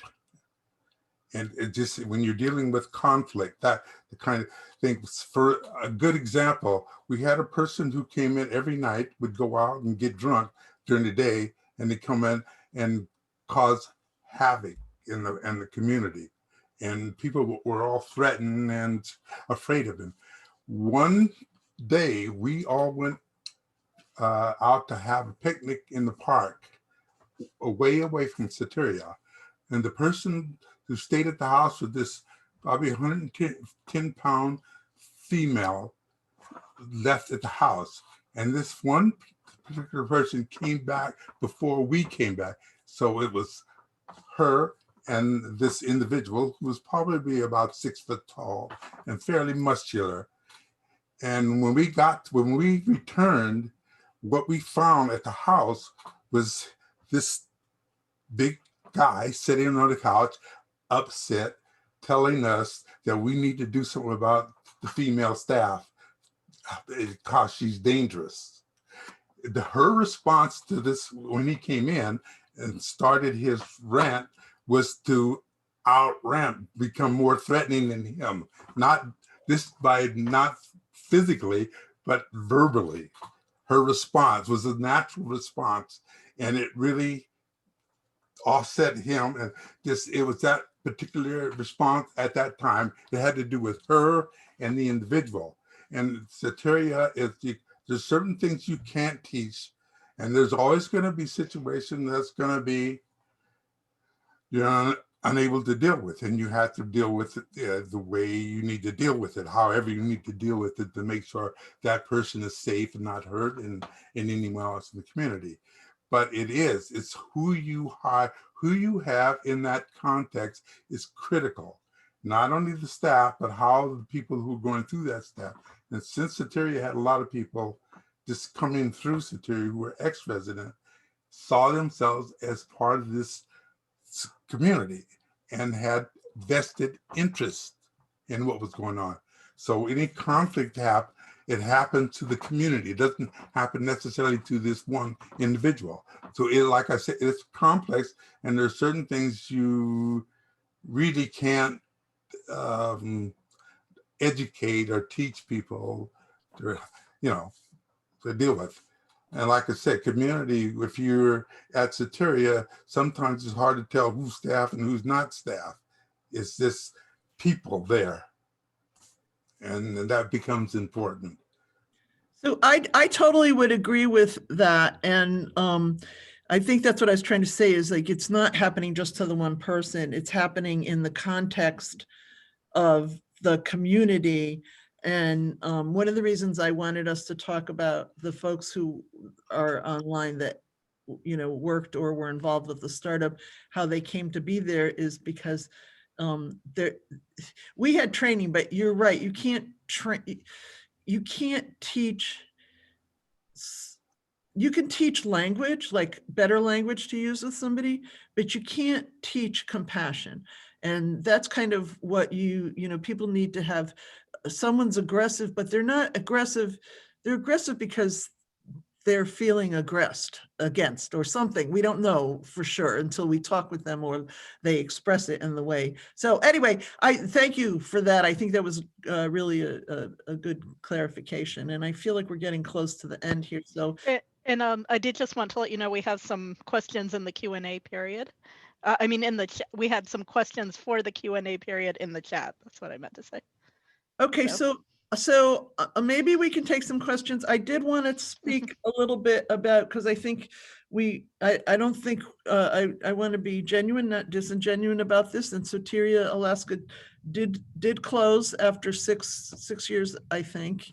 Took us 3 years to get it started because it's not easy. And hopefully we'll have another opportunity to talk about that either at the summit or another one of these talks.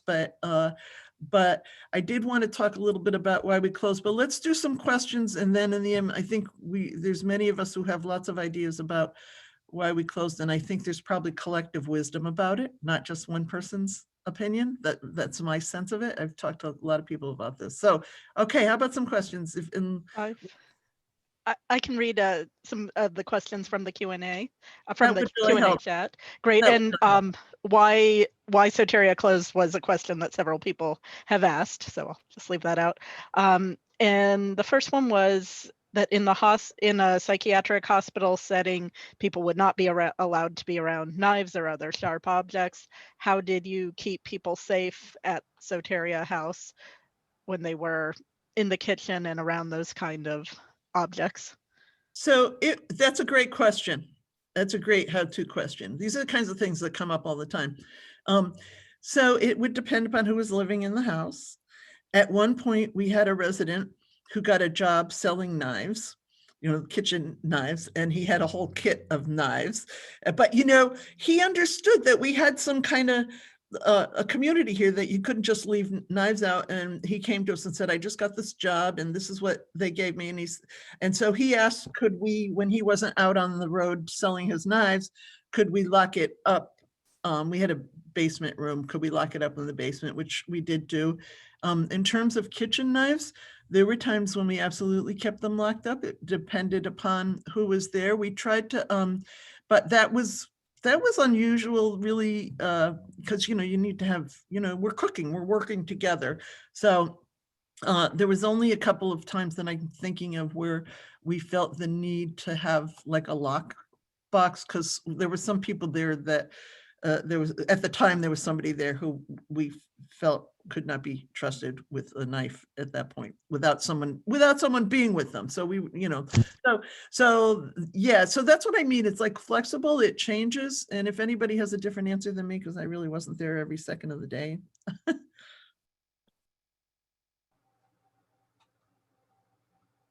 Okay, I'm not hearing anything.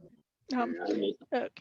I was just gonna say Susan's pretty much right on. It just kind of depended on the residents that were there and what everyone felt safe with. But I know there were times where cooking or preparing meals as a community, and you'd have staff there with oversight. But I can say pretty confidently, I think I pretty much gave everybody a knife, and it was successful. And it was understood, and I didn't get stabbed, so I'm fine.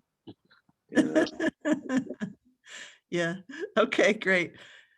Any other questions? It looks like Cindy has her hand raised.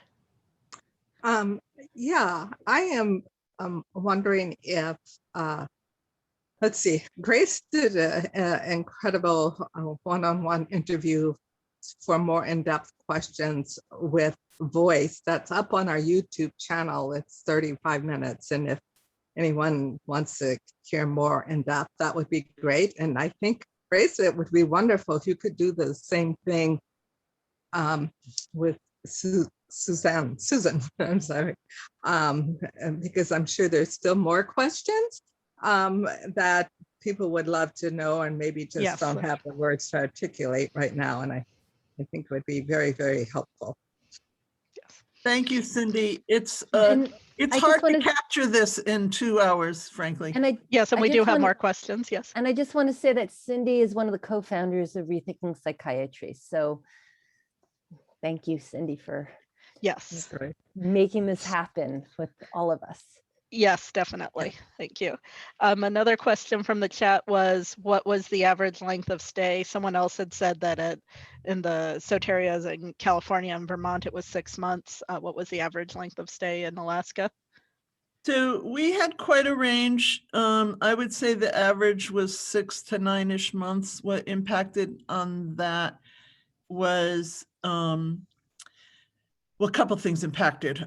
One was some of the people who came there had been taking medication. So, and, with Aaron, Dr. Wolfe's assistance, there was it's not a withdrawal program, but some people chose to not take medication. That's why they came there. They really came there because they didn't want to take medication and they wanted a way to learn how to deal with what was happening to them in a meaningful way. And so some of those folks stayed longer. The other thing that impacted on stay had to do with, so some people when they left had family, and we did have family involvement. So the families kind of grew along with the individual. and so some people went back to be with family, but a lot of them didn't. And the normal, as I said, if they wanted to help them get out of the state hospital, you know, they actually now discharge them to the homeless shelter, which is, I think, terrible. If you're having trouble making meaning of your life and your thoughts, and then to go into a chaotic environment like that, I think is really challenging. But we helped people transition into apartments, and that was tricky because you had to have an income, and you know, there's stuff that had to happen for that to happen. We never put anybody out on the street. That was kind of, we just didn't do that. And so we would help. And then of course, and you know, again, one of my mentors, Alma Men, told me about this. Some people get very comfortable at the house. They would just love to stay forever. And it's really because it's finally a place where they can be at peace and rest and have a community that cares about them. And so some of those folks we had to help leave. But those were the people who'd be at the longer end of the spectrum. But I would say 6 to 9-ish months, and some longer if they were getting off medication, because it takes a long time. You don't just stop taking medication. So that's all. Great. Soteria's average stay was 3 months, not 6 months. Okay. Oh, okay. Okay, great. Well, wait, and- so what I'm hearing, you're saying, Voice, that the original Soteria in California, the average stay was 6 months, and was 3 months. And I remember you saying that it had been longer earlier until you figured out how to help people move on. And that's what I mean by Soteria. What happened for the first, and it's reflected in our first resident, she was actually able, technically she could have left in 2 months, but it took us 5 months in totally to get her out. The final straw was we had to take her to her apartment, and we had to all go there and have a party at her apartment. And we all stayed there until about 1 or 2 o'clock at night. And one of her staff she liked the best spent the night with her at her home. But the first 2 weeks, she came back to Soteria every day to eat, but at least she stayed in her apartment and gradually went off. That's how the first resident got. And it was 5 months. And once we figured out how to get people out, it immediately went back to 3 months average. So we also helped people. We had an open door; they could come back, and a lot of people did come back for meals and then go sleep at their apartment. I love the party story because I think we did the same thing with somebody. I'm vaguely recommending. I haven't been there in a while. So, but anyway, maybe one quick question, and then I think we want to talk about why we closed. Maybe. Mm-hmm. Okay. Yes, I know we have other questions, so we won't have time here to get to everyone, but we can email the presenters with additional questions. So next one was, tell us about the creativity it takes to work with someone who's agitated or perceived as dangerous. Do you think the lack of creativity in the training mainstream gets is why we have such coercive and traumatizing care in the mainstream? I don't think, I'm going to go back to what Grace said earlier. I don't think creativity, that's interesting. I think that the more mainstream talks, they want to fix things, so they fix them in any way they can. They do too. How can we fix this? This is a problem. This person is, hearing voices or saying things that nobody else understands. And how are we going to fix that? And, and I think Robert Whittaker spoke to this a little bit early. There was a shift in thinking that at some point we had a emphasis on relationships and using relationships, and then we kind of went to, well, we can fix this with medication. It's a brain disease. It's so I think it goes back to what Lauren Mosher said, and that Grace reiterated, is it's not about doing to, it's about being with, but in an active kind of a way. Yeah. I speak a little about that. I worked about 20 years in institutions. So, and usually my role was always been in the first 10 years, I was part of what was considered the Enlightened Goon Squad. It's so violence in the state hospital. I worked in the state hospital for the first 8 years of my career, in the most intensive part of the state hospital. So I could talk to what violence in those settings versus violence in Soteria, how different that is. The difference is you're locked up, and if you have to you're going to take the medicine. They're going to hold you down and make you take it. They can't do that at Soteria. And a good 70% of violence is that alone, just that alone, the different settings. And I can tell you the people at Soteria were not that different than people in the state hospital when they are their first admission. It is clearly the setting. When you interact with people in a very different way, the consequences are going to be different. And that's pretty much what it is. It's not so much that, because if you're in there and the door is locked and someone says you need medication because you're hearing voices and you don't have a choice, I would say, well, actually about 80% of my response when I was in the hospital with violence, it was not the patients that caused the violence. It was the treatment system wanting to make the patient get treatment that causes the violence. It's the resistance to the being treated.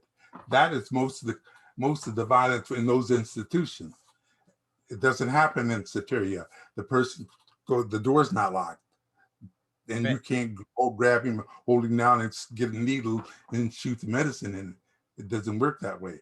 You have to think of other ways of dealing with that. So I agree always that that part of, and one of the things I always say to people, like when I do talks on recovery and stuff, it's like, we're not helping people recover. We're creating environments or helping develop environments where people will get better, and that's what I meant about power struggles. The door isn't locked. Somebody goes out the door. If you think they're not safe, we always had enough staff so that someone could walk out the door behind them. They maybe don't want us on top of them. I spent one night when it was below zero walking for about an hour, and finally I just pleaded with the guy. I was like, look, I'm old and I'm cold. Could we please go indoors? But I'm going to stop here now. And what I want to say is thank you everybody for your input, but I want to talk about why we think Soteria Alaska closed. And I am glad to hear from my fellow friends and colleagues first, Spencer and Matt, and then if Jim and Aaron are still with us, I'd love to hear from you. And I know Voice had some thoughts about this as well. So let's talk about it a little bit. We're running out of time. Well, I guess I've had some more conversations since we had talked about it, Susan, but I was under the impression that Soteria had closed because we had all went through a very troubling situation in our community, the death of Moselle. And to me at the time, it was my understanding that we all kind of had this trauma from that, and that we were a little afraid to deal with the intense situations that some residents could bring us, right? That was my impression. I don't know necessarily how much I feel about that now, but I guess that was my truth at the time. I had a little bit of trauma myself, but that's my answer for now. Let me just clarify, because some of you know this and some of you don't, but we had an ex-resident come back and shot another ex-resident who was there. Just again, I'm going to be as genuine as I can about this. So that clearly impacted on what was going on, but it wasn't the only reason. So you're muted, Susan. Spencer, what do you have to say?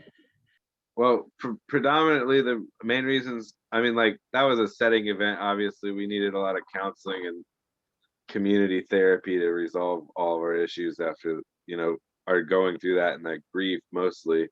But I was gonna say a lot of it also had to do with kind of just after Susan had left, it kind of there was a lot of different changes to the board, and the whole concept of had watered down, if you will.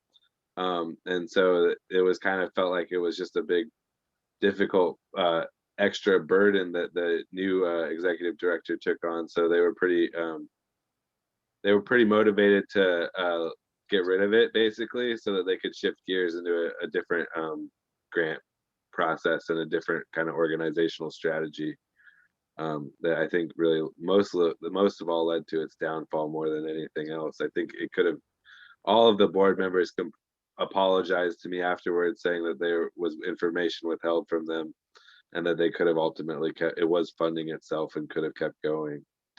So that's what that's the impression I left with, which was pretty strong, since I was coerced by one of the board members to leave. So yeah, so that's how I feel it went down. Yeah, and I wasn't privy to that information at the time, but hearing that now, it's a little disheartening. Yeah, I don't think there's a legit justification for it. Aaron? Yeah, there was also a major shift from our funders. I think all of what you said, except that I was so pleased that the staff and Susan and everybody really kept going after the trauma in a really wonderful way. I mean, it really showed the spirit of our staff as it went forward, and we were surviving. But in the first 5 years, we were funded without having to charge the patients or charge insurance or charge Medicaid. And our whole model had to shift when our funders said, you have to support yourself with insurance. Now, could we have done it? Yeah, we might have. It was a sea change in all of that. And that just put extra weight on the things that Susan was talking about and Matt was talking about with a new executive director.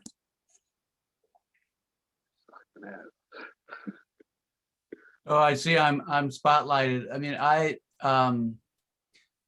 I wasn't, well, I was pretty involved, and so from my perspective, Moselle's murder really didn't have anything to do with it, and it's interesting to hear. I've said that, well, it closed because of insufficient funding, but then, the more I think it, but it's also, I think Spencer really put his finger on it, which is that once I left the board because I was suing the state and I didn't feel we could get funding from the state while I was suing them at the same time. And Susan was, just really the keeper of the flame. And when she had to back off a little bit for the financial reasons to help the organization, the people on the board, I think, just didn't have the same vision that we had going into it. And I remember talking to Lauren Mosier, about how hard it is to keep the vision going and original intent going after the founders moves on. And I think that was fundamentally the reason, is that the board just really lost the vision and weren't really willing to do what it took to keep it open. Thank you, Jim. Other thoughts? I know I had a conversation with Voice around this, and I know he wasn't at Soteria, Alaska, but I think it's similar to what Jim just said, but you can, have you have Yes, well, yeah, we had the same issue at Soteria in San Jose. Well, not the same, it's quite different in many ways, but politics powerful. And what you're gonna have, Soteria by nature is in conflict with the system in some ways. It becomes a threat. And usually it's run by the psychiatry and medical model. This is not a criticism of psychiatry. What caused it here was a psychiatrist, Lauren Mosher, so it's not against the psychiatry. But what you did when you were open was prove that you were effective. And why you close is a situation that is usually complex and might have more to do with funding and the politics of the system. The issue with Soteria San Jose never had the problem of the model itself in the community. It's just as powerful. The problem was that the federal funding ended, and Soteria is a research project which is critical to understand what Soteria was. And I was faced with the situation, do I continue this? Because I had no problem getting funding to continue Soteria indefinitely. The problem is that funding, where that funding came from, and what would be in order to get that funding, what would have to happen to the model itself. And it was clear to me, that the person who was in control of that funding was one of my biggest supporters, agreed that to get that money would really distort the model itself. And so I talked to Lauren Mosher and David Rosenhan, who's a professor at Stanford, who was my colleague, the really biggest supporter on the board. We talked, and especially Lauren was probably the most influential. I asked him directly, did you have enough data on your research for the Soteria model, for his needs? And it was clear to him, he said, I have all I need. And so my decision was, do I continue something and get bastardized, or do I end it and it lives through the research? And it was not that complex, essentially, because it was the close that had made sense. Because if we had continued, it would have been a Soteria, but the Soteria would be just another part of the mental health system, forced to take medicine and do all of the things that would be required in the traditional mental health system. And so that's why I made the decision to close Soteria when I did. My understanding is that there was a Soteria burn in Switzerland that went on for really quite a long time, maybe 20 years. Was it Luke Ciampi who? Yeah, Luke Ciampi. Yeah, that was it. It's slightly different, but they found the exact same thing that Soteria San Jose found, and now come in with the research. And the other good thing about that, it had a good research component to it. Yeah, so and when Luke left, I understand that they went to business as usual and were forcing people to take the drugs and all that kind of stuff. So that's what I was avoiding. Yeah. Yeah, this issue of transition and how you keep it going, I think, is a really critical piece that needs to be solved. Yes. So can I jump in? I know we're at time. Yes.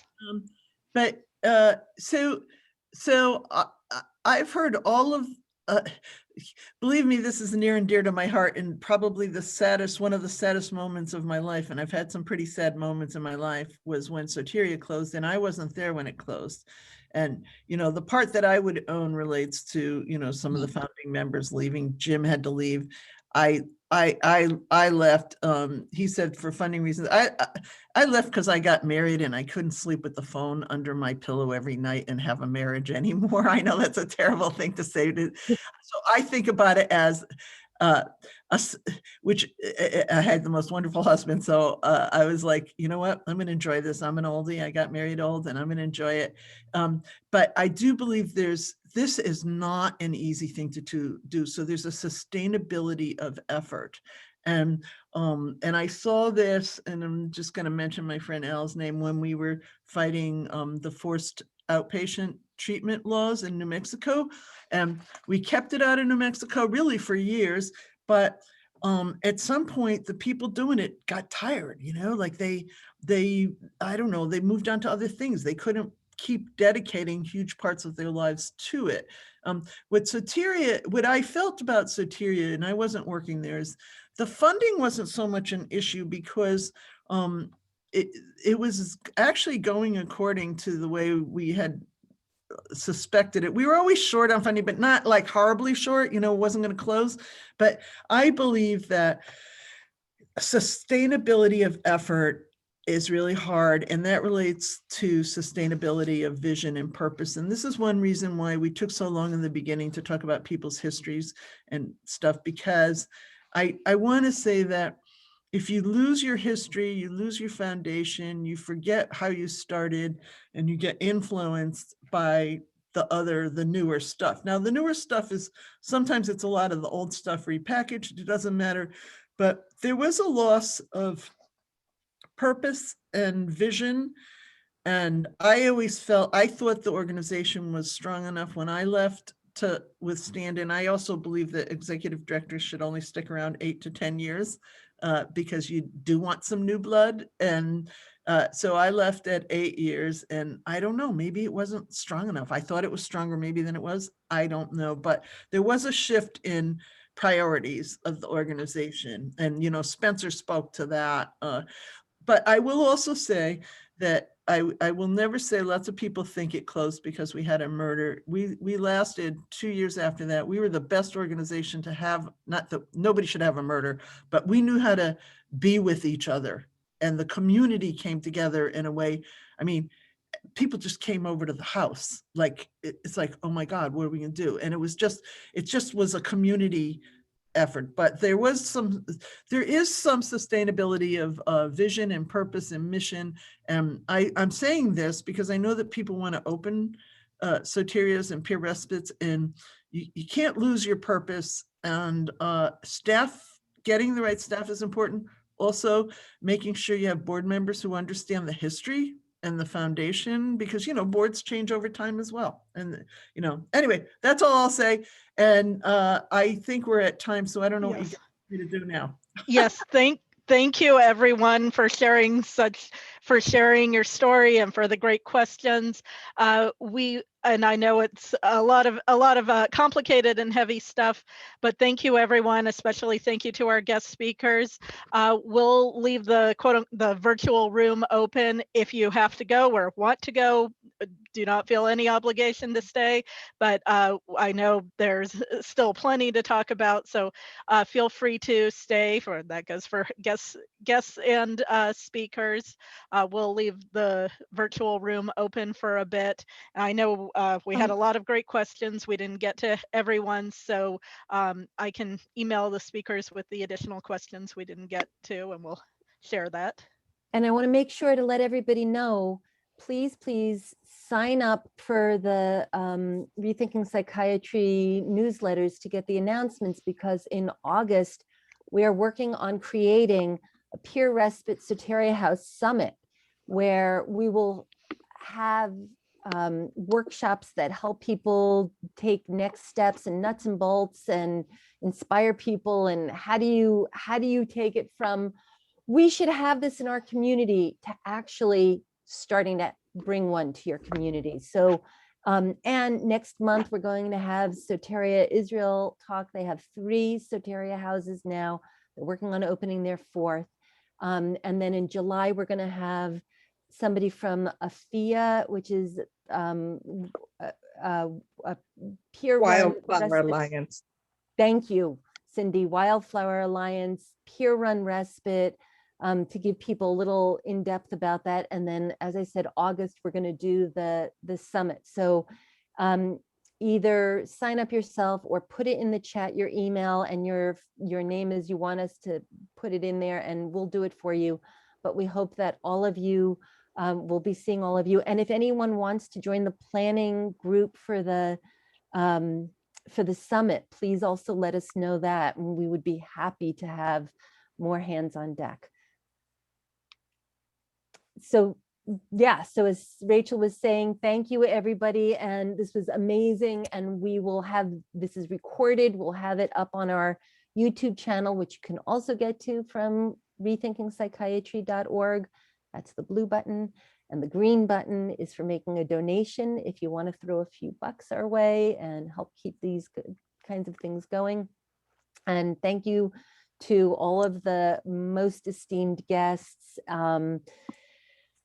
and also to my colleagues at Rethinking Psychiatry. We've kept this going for 10 years, and thank you, Robert, for having an article on us, and thank you in Madden America, and thank you, Robert, because you were the start of Rethinking Psychiatry. So we will close our official event, and we can stay on and talk to each other and maybe ask questions if anybody's still around to answer, or we can answer together and share our collected wisdom. Hey, Grace, this is Bronwyn. Can you hear me? Yeah. Hello, everybody. Hello, Bronwyn. Hey. This was great. This is awesome. I appreciate Rethinking Psychiatry, Grace and Rachel and Cindy. I know you all do a lot of good work in the background and a lot of hard work. And David too. And I'm not sure, but I'm seeing a vision here as I'm hearing more and more about Soteria houses, and I'm hearing more and more from Cindy about the open dialogue. I see how the two connect. I hear the community piece, and I see where bringing a Soteria house in the Washington area, hopefully in more than just the Washington area, and connecting it with the work that Cindy's doing with open dialogue.